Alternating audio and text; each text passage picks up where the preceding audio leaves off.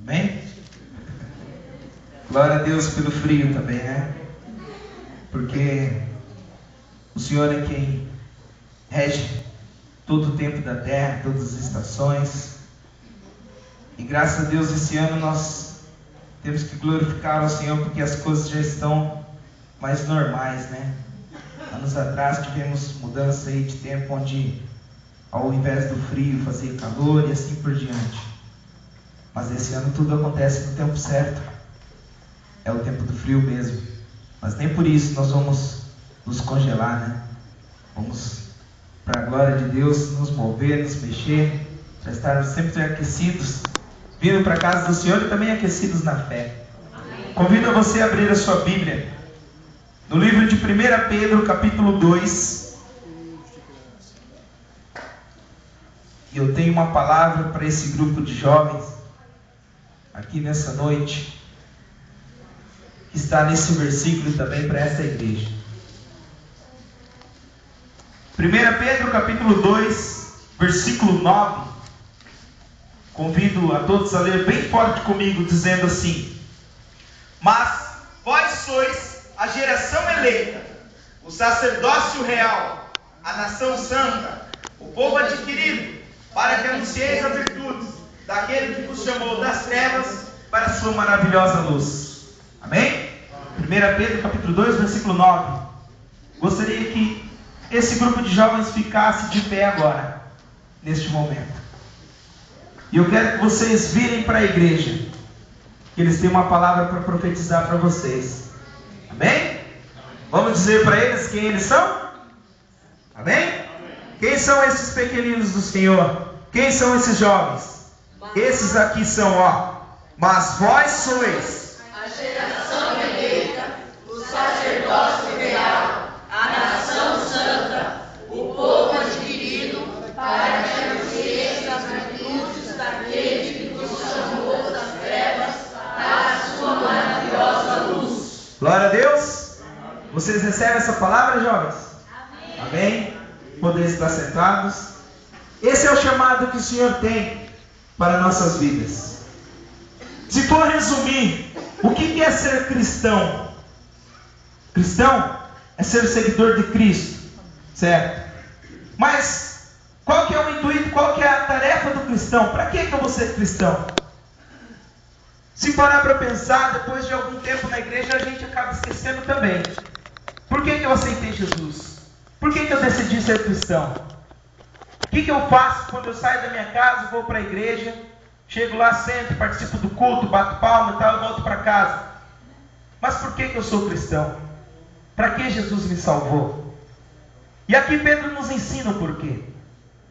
Quando Jesus Cristo veio à cruz do Calvário e morreu pela minha vida, foi no intuito, foi na finalidade de me dar vida, para que eu anunciasse essa vida que eu recebi, levasse outros que estão mortos até essa vida.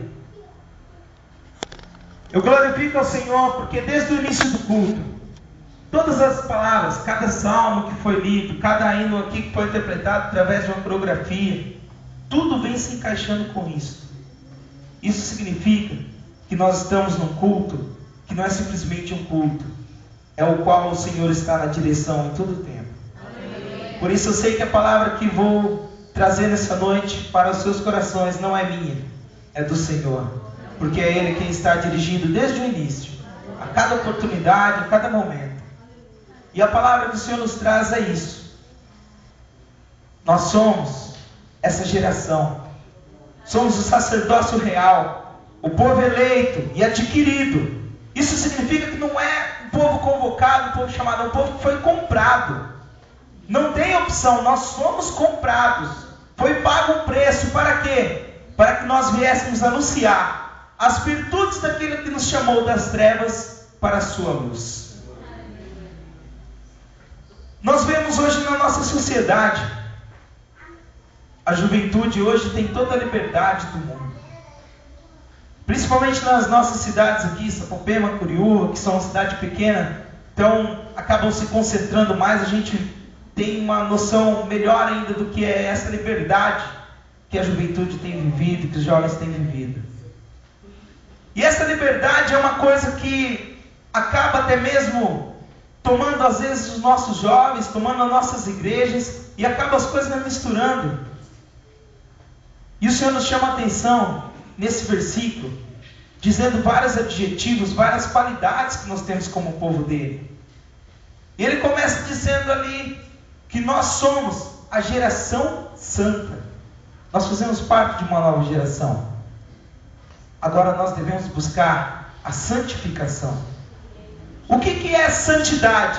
Santidade não é eu me vestir de terno, paletó e gravata e vir para a igreja e cumprimentar as pessoas sem sorrir e tal. Não significa santidade isso de forma alguma.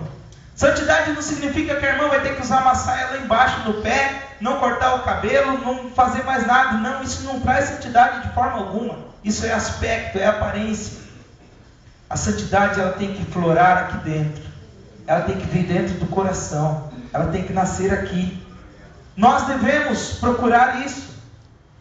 Nós somos essa geração santa.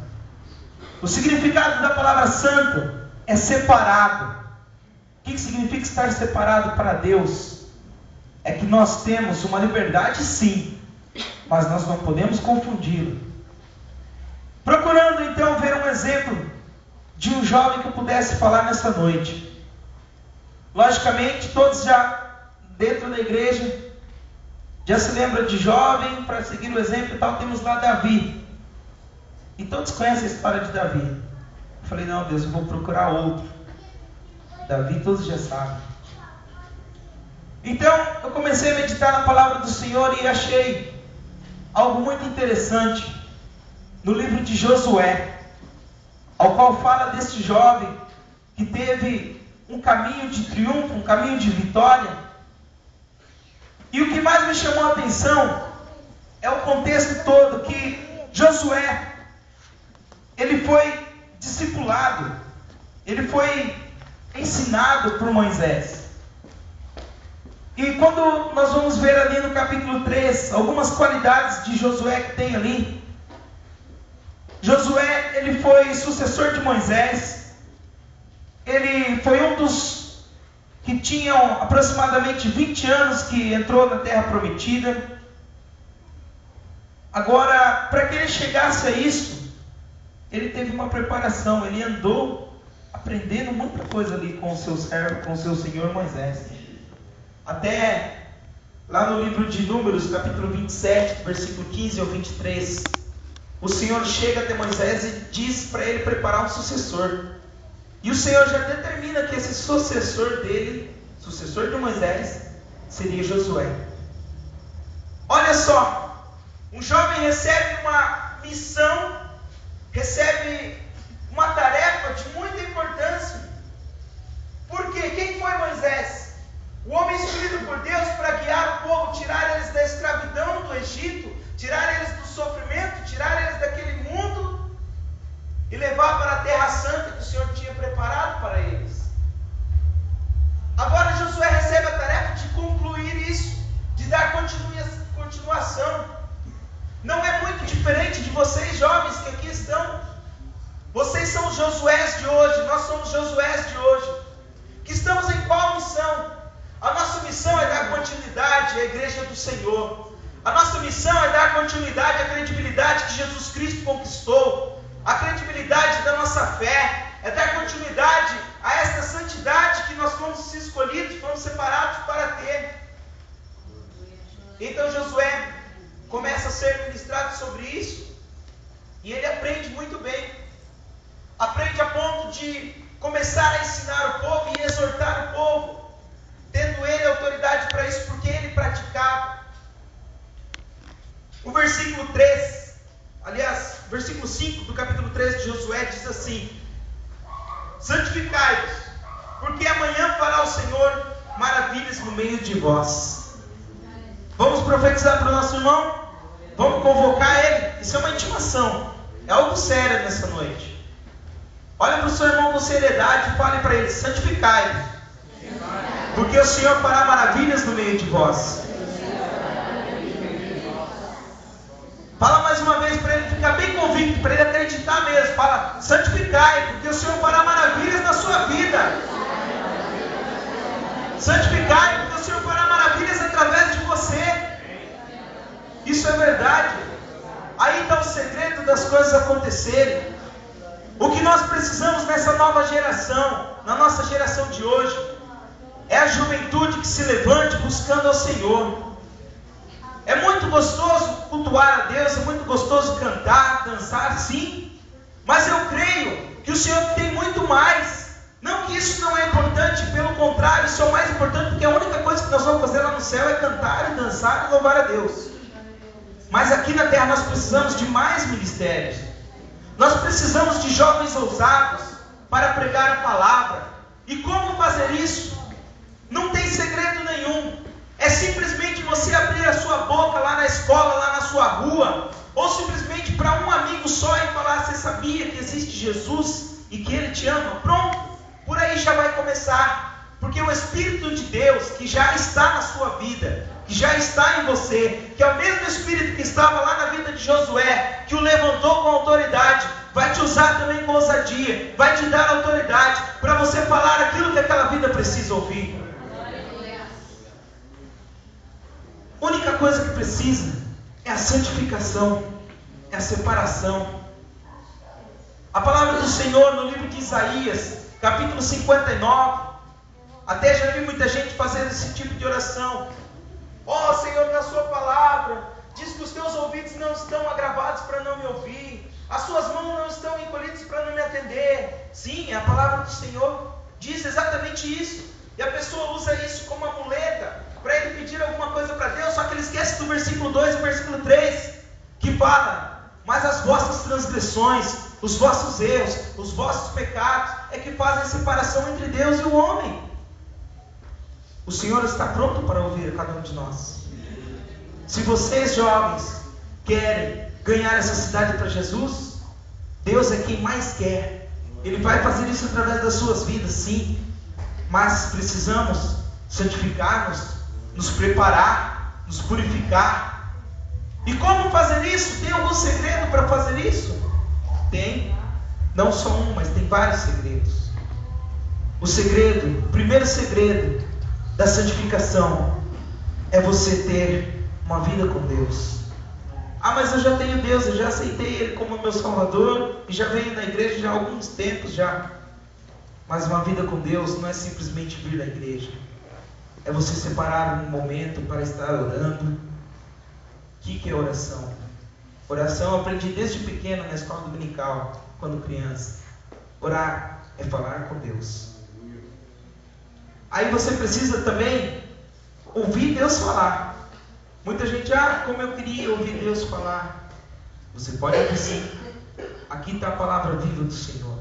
É aqui que Ele fala com você. Então, você também gaste um tempinho aqui, lendo a palavra de Deus. Não precisa muita coisa.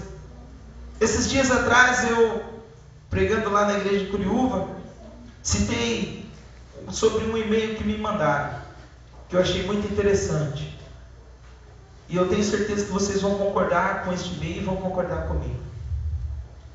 Nesse e-mail a pessoa perguntava assim: por que nós não fazemos com a nossa Bíblia o que nós fazemos com o nosso aparelho de celular? Quantos têm celular? Levanta a mão. Aí? Amém? Por que não fazer da Bíblia como celular? Mas como assim? Quantas vezes você já saiu da sua casa para ir para a escola, esqueceu o celular e voltou correndo para buscar?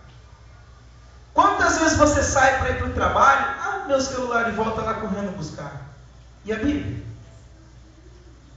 Por que nós pegamos o nosso celular e de vez em quando damos uma olhadinha? Porque o celular, se ficar um tempinho sem tocar, sem chegar mensagem, sem nada ali, pode até vibrar para avisar que acabou a bateria, mas você tem que dar uma olhadinha nele, tem?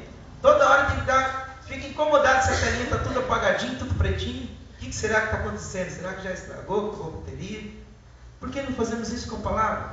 Vamos dar uma olhadinha. Vocês conhecem, pensam. Mas a grande maioria das juventudes de hoje